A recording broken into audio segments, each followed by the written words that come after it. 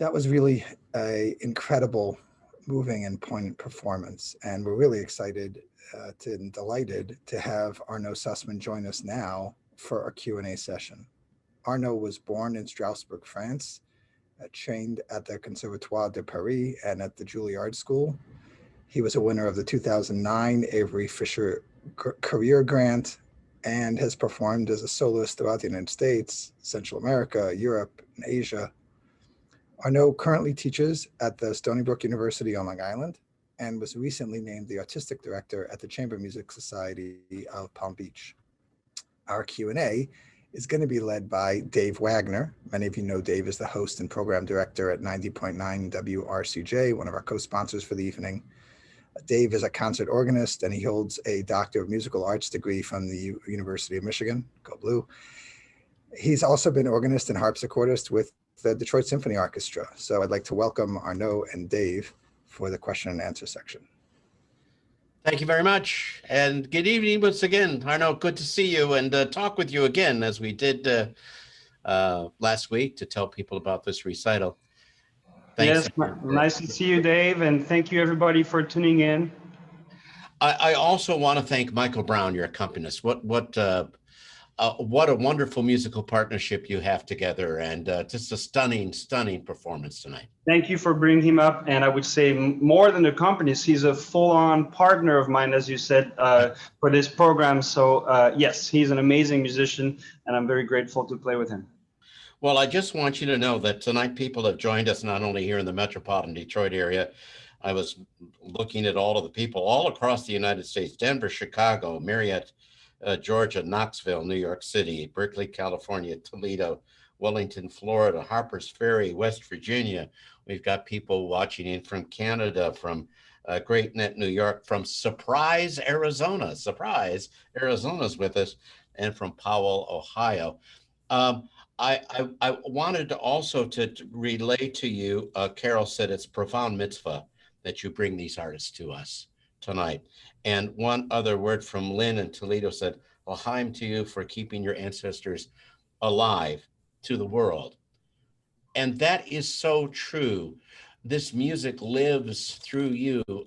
I'm sure you've had this experience as a playing musician, that when you play this music, those people live through you and you also live through them. 100%, and this was the whole point of this program. It's not the first time, of course, that somebody has wanted to play music from composers that died in the Holocaust. But for me, in particular, this is something I've been wanting to do for a long time because of my family's experience during the war. And by the way, was the little video about my grandfather shown, or will it be shown? Because I would love to share that also with the audience, because this is really at the inception of this program. My grandfather, his mother, his brother, their sister all went to the camps. Only my grandfather and his brother survived. And so I made a 10-minute video talking about their harrowing experience. And that was sort of the idea.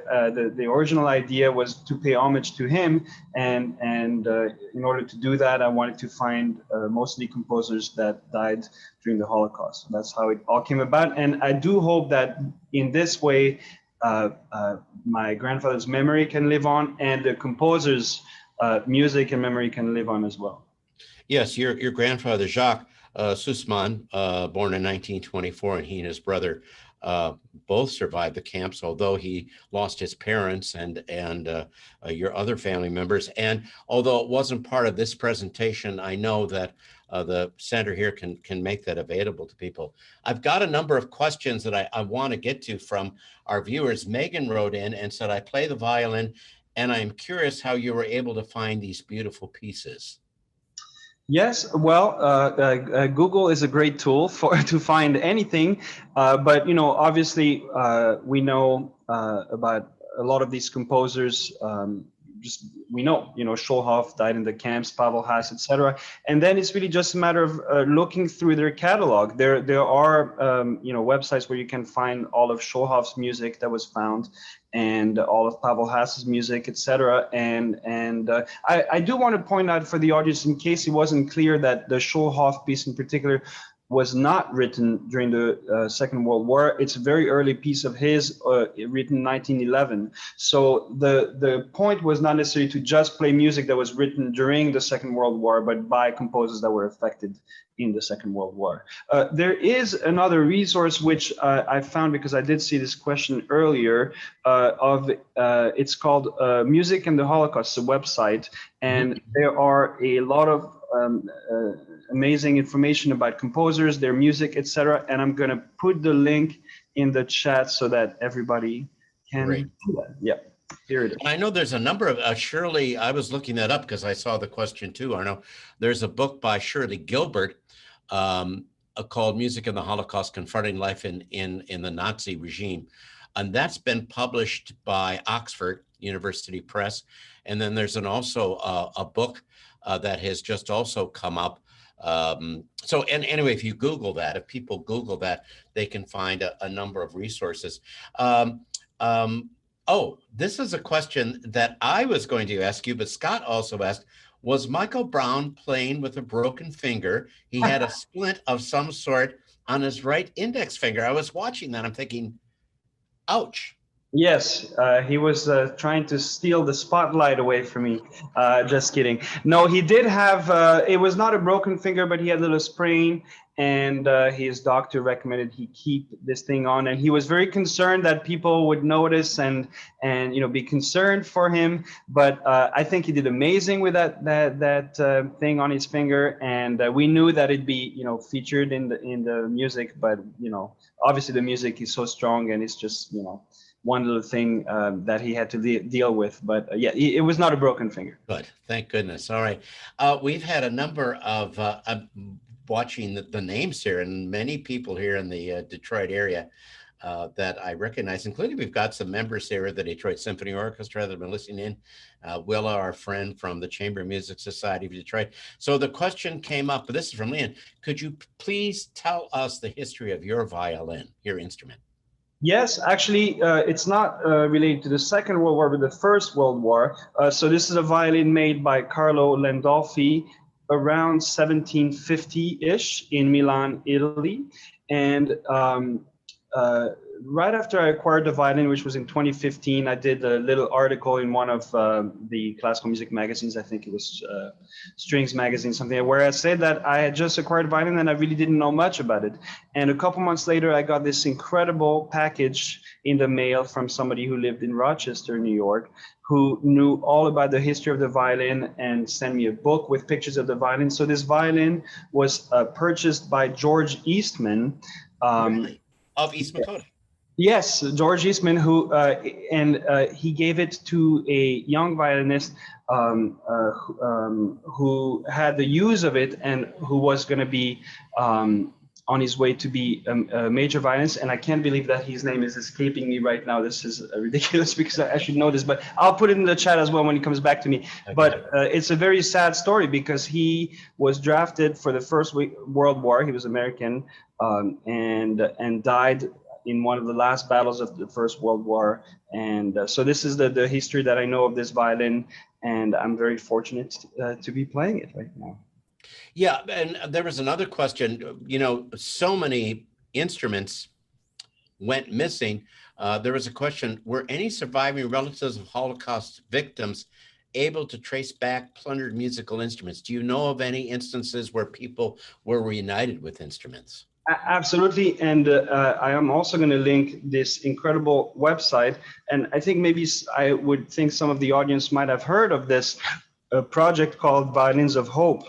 There it is. Yes, it's on the screen here. Right, Yep. Which was started by a luthier whom I know in Israel, Amnon Weinstein, and his son, and they have done an amazing job finding instruments from musicians that lived in the ghettos, during the war, as well as musicians that were in the camps. And they've restored the instruments. They've tried to track down the history behind the instruments. Of course, it was not always possible.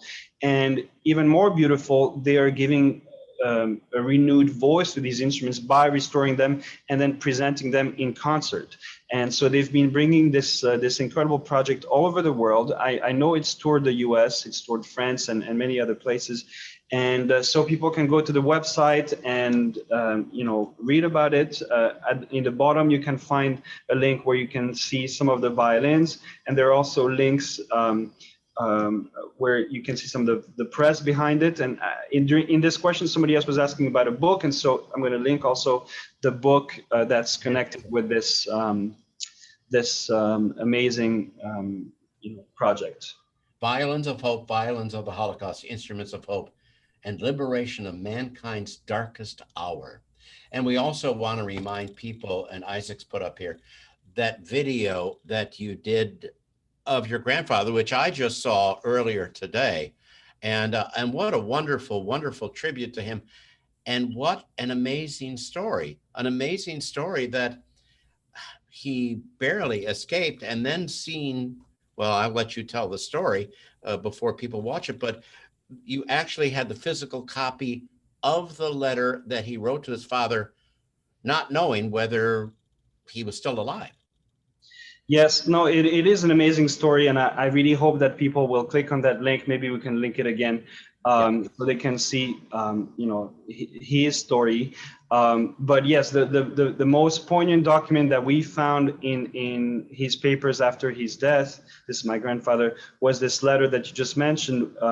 That was a letter written by my grandfather, Jacques Sussmann, and his brother, who had just been liberated by the Russians. They wrote to their father, who by incredible chance had escaped being arrested and sent with the whole family to Auschwitz.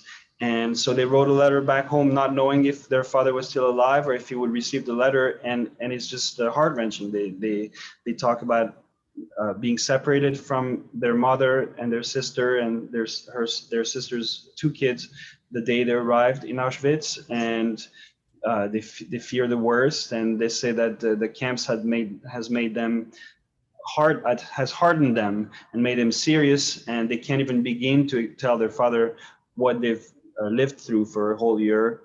And they tell him that they are going to come back home and start up life from whatever is left for them, and which is exactly what they did. And they lived a full life after that. My grandfather married my grandmother. He became Meilleur Ouvrier de France, which is a great honor in France. He was one of the recognized by the government as one of the best artisans in France with their printing press. And so it's a beautiful story, that I felt was very important to tell to the world, because we always say it when it comes to the Holocaust, but we should never forget. And this was my way to bring the story of my grandfather to the world. There is another question from one of our viewers. The question is, what piece that you played in this recital most resonates with you? That's a hard question. Yes, but I have to say that both Michael and I were completely taken by the Pavel Haas. And I know it's not one of the pieces with the easiest language, for example, the Dauber, the serenade is, I think people can connect with on such a great level, because the music is so beautiful. The music is beautiful, but it's also, there are so many dark emotions in this music, and it's also just incredibly beautifully written. I should point out that it was actually originally written for oboe and piano, and I just decided to steal the piece and play it on the violin because I thought it was so great. So for the person who asked about music, you can also do that. You just look for music that was written in the 30s, 40s, and by composers that were in the Holocaust, and you may find great pieces like this. This is exactly how it worked for me. I looked up Pavel Haas. I knew he died in the camps, and then I saw that this piece was written actually in the middle of the war, and decided I need to play this piece. The Robert Dauber piece, he died at Dachau at 23. I was reading about him, March 24th. Germany surrendered May 7th. So he died 6 weeks before the end of the war. So there's one piece that has come down to us. A viewer said they believe that they possibly might be related to him. His father was a very well-known musician. I just did a little research while you were playing. So for that viewer, the there is information at the Vienna State Library about the family and about the Robert's father, who was Dahl, D-O-L, Dauber, and the information can be found there. Jean also has a question. These are stunningly beautiful pieces. Do you think some of them were actually in manuscript and were not published until after the war? Oh, I'm sure of that. Yes, of course. They were written in the camps. They weren't published. Some of Okay, yeah, some of these pieces. The Dauber wrote his piece in the camps. So yes, I'm sure. And I don't quite know how the manuscript survived, but I know Pavel Haas wrote music in the camps. This piece was not written because it was written right before he was sent to the camps. But I think there was a composer and conductor who really pushed Pavel Haas to write music in the camp because he was so depressed and ill and couldn't get himself to write music and was pushed to write the music. And so I think this friend of his, whose name I don't know, managed to save some of his music that he wrote in the camps. By the way, I found the name of the violinist that owned this violin before, or played on this violin, David Hochstein. And I wanted to make sure to say that David Hochstein was a young violinist on his way to have a major career in America. As I said, George Eastman bought this violin for him to play on, and he also bought him a Stradivarius to play on. And then at a very young age, I think something like 17 or 18, was sent to one of the last battles in the First World War and died then. Yeah, it's amazing. It's amazing how these musical instruments live on, and they have their own life. What I was particularly drawn to listening to the Irwin Schulhoff Sonata, which is a massive work, is just how cosmopolitan it was. I mean, I heard I heard ideas of impressionism in there, and also how sophisticated he was as a composer, because these men were really aware of all of the trends in music, especially American jazz. Oh, 100%. You're absolutely right to bring up jazz, post-romantic music, impressionism. All of that is in this piece. And the more I play music by Schulhoff, and the more I realize he was a complete genius. Last night I performed another piece of his string sextet. I played in Alabama last night, and another masterpiece, quite dark, much darker than this piece. And this is the suite that you heard tonight is his Opus One. So it's a very early piece. I think he was 16 when he wrote it. And it really is the piece from a total genius. And as you said, lots of influences, jazz, romantic, post-romantic music, and I was so happy to discover this piece. I had never played it. Michael and I hadn't played most of the pieces on this program. So we were so happy to have found all these incredible pieces. And the interesting thing about the Schulhoff piece especially is I keep thinking in a lot of ways it's much like the late Beethoven works, where certainly the pianist is a musical partner with you. You have this wonderful interplay back and forth. It's like two people having a conversation, and he's certainly not he's like, as you said, an equal partner in the music making. 100%. I would say most of this program, maybe the only piece where the violin is a little bit more featured would be the Weinberg at the end, which is kind of a virtuoso violin piece, and the Dauber. But otherwise, both instruments are very equal. I think in Pavel Haas's suite, the piano is even more prominently featured than the violin or the oboe. Yes, yeah. But in that Schulhoff suite, both instruments are totally equal. And for me, that's the only way I can see playing music is to share equal parts with my musical partners. Any plans for you to do a commercial recording of this and make it available? We talked previously, and this is about 15 years ago, that London Records brought out a disc and an accompanying VHS tape called The Music Survives, and how wonderful it would be to have a multimedia CD and also a DVD of performances like this. Any plans for that? You know, that's a great idea, and I'd love to make it happen. So stay tuned for that. I think the first step is I'm hoping to bring this program on tour as you know the countries or the world is starting to open up, and so I can bring it live to audiences and play the video about my grandfather, and then for people to actually hear this concert live. I do want to point out that Michael's sound and my sound are much better than what you heard through the computer speakers. So I think if you enjoyed this evening, you would enjoy it even more in person. Yeah, so that would be the plan. But I think you're right. I think it would be great to have that on CD, and we'll definitely make that happen. Well, last question. Looking forward to you coming so we can see you in person in Detroit. I understand, I think you're going to be here next year, if I'm not mistaken, with the Jackson Symphony, and I'm hoping that you'll come with Michael and give a chamber music concert here. That would be great. Maybe we can organize something around that time. I have no idea what month or what day. I live, week by week. So once I update my website, you'll all be able to find the dates when I come play with Jackson Symphony. But yes, I'm looking forward. And I'm starting to tour a lot already now. So, check the dates on my website. That I might be playing somewhere near where you live. So wonderful. Thank you so much. Congratulations on becoming an American citizen just about a week ago. Yes, thank you very much. The country is richer for you being here. Thank you, Arnaud. Thank you so much, Dave. Thank you, Arnaud. Thank you, Dave.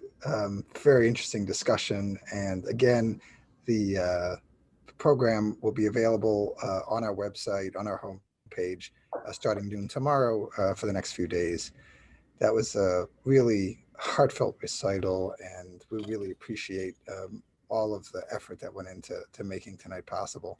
Our next event is going to be Sunday, June 27.